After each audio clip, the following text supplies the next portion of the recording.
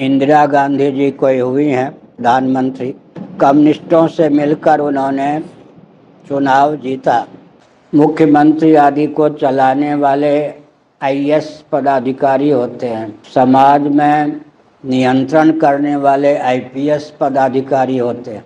इन दोनों का जो कोर्स होता है वो कम्युनिस्टों की ओर से निर्मित होकर आता है। जो भी प्रधानमंत्री आते हैं दिन काट लेते हैं। जानते हैं कि ऐसी एक विभीषिका है यह। मुरली मनोहर जोशी जी ने वैदिक मैथमेटिक्स आदि को शिक्षा पद्धति में सन्निहित किया। बाद में भाजपा हार गई। शिवाजी को आतंकवादी कह दिया अर्जुन सिंह जी ने। तो भारत एक अत्यंत खोखला राष्ट्र बनाया गया है। 1 करोड़ हिंदू में एक हिंदू नहीं मिल रहे जो साथ दे सकें, क्योंकि पेट परिवार से ऊपर है।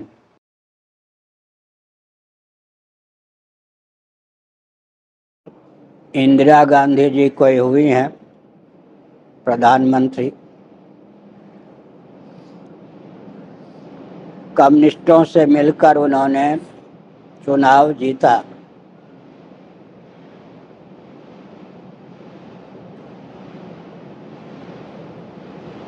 जीतने के बाद उपहार के रूप में उन्होंने कम्युनिस्टों से कहा कि आप क्या चाहते हैं हमसे। कम्युनिस्टों ने बुद्धिमत्ता का परिचय दिया।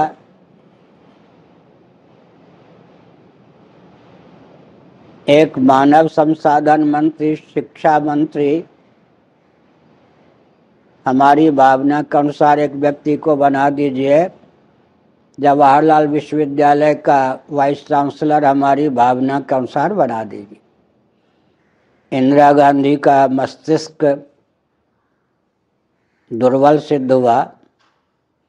उसके बाद शिक्षा पद्धति में पर्याप्त दिशाहीनता आई। नेहरू जी के समय में भी शिक्षा मंत्री कौन थे आपको मालूम होगा। मुख्यमंत्री आदि को चलाने वाले आईएएस पदाधिकारी होते हैं, आपको मालूम होगा। समाज में नियंत्रण करने वाले आईपीएस पदाधिकारी होते हैं। इन दोनों का जो कोर्स होता है वो कम्युनिस्टों की ओर से निर्मित होकर आता है। नास्तिकता की उसमें पराकाष्ठा होती है। कोई आस्तिक घर का भी व्यक्ति, बेटा हो या बेटी, अगर वो नास्तिकता की शैली में उत्तर न दे तो आईएएस परीक्षा में उत्तीर्ण ही न हो। तो देश को चलाने वाला तंत्र ही कम्युनिस्टों का यंत्र है, समझ गए। तो भारत को नष्ट करने का भयंकर षड्यंत्र चल रहा है।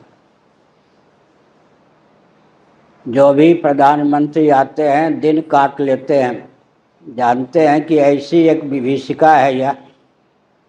नीति अध्यात्म से समन्वित शिक्षा पद्धति की संरचना, उसमें ध्यान नहीं देते। नैतिकता का स्तर गिरता जाता है, राष्ट्र दबता जाता है।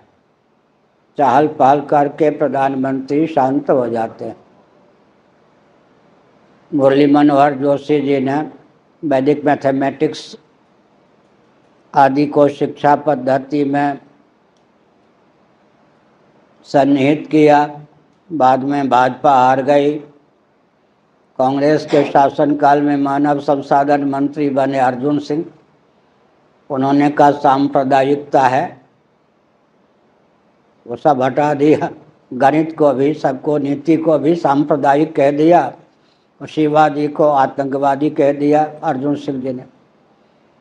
अगर कोई राजनीतिक दल अच्छा कदम भी उठावे, भले ही वो देश के हित में हो, आगे जो दल राज्य करेगा उसको न पसंद में आवे, नोट वोट बैंक न मालूम पड़े तो पानी फिर देगा।